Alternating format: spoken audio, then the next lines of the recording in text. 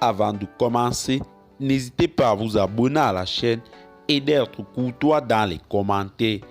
Du côté du Burkina Faso, une unité des forces de défense et de sécurité victime d'une attaque terroriste complexe à Déou. L'état-major muette sur le bilan. En effet, une unité des forces de défense et de sécurité du Burkina Faso est tombée dans une attaque complexe menée par des hommes armés non identifiés le vendredi 21 février 2023. 2 jours après, l'état-major des armées reste muette sur le bilan et préfère communiquer sur la riposte aérienne.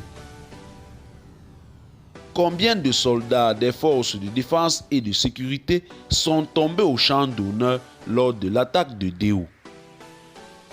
Difficile d'avancer un chiffre avec exactitude 2 jours après les incidents.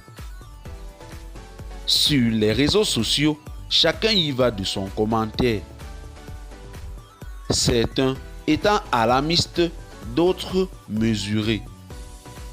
Pour l'heure, l'état-major des armées a choisi de communiquer sur la riposte. Entre Oussi et Déou, ce vendredi 17 février 2023, d'intenses combats ont opposé une unité des forces armées nationales à un groupe armé terroriste, peut-on lire dans le bref communiqué rendu public samedi. L'unité qui était en mouvement a été la cible d'une attaque complexe.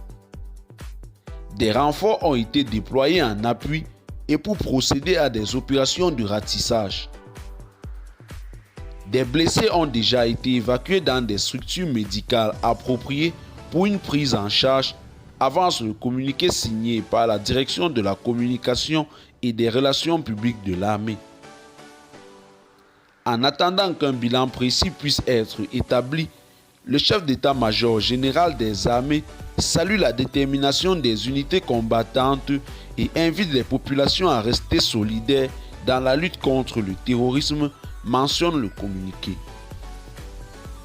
Rappelons que ce n'est pas la première fois que des attaques sont perpétrées à Déou.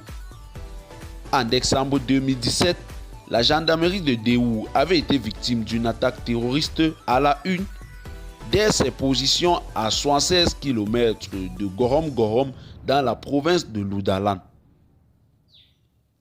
C'était sous le pouvoir de Rochemar Christian Kaboré.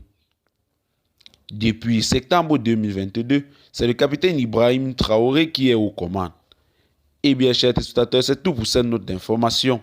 Laissez-nous en commentaire vos impressions et à très bientôt pour une nouvelle note d'information.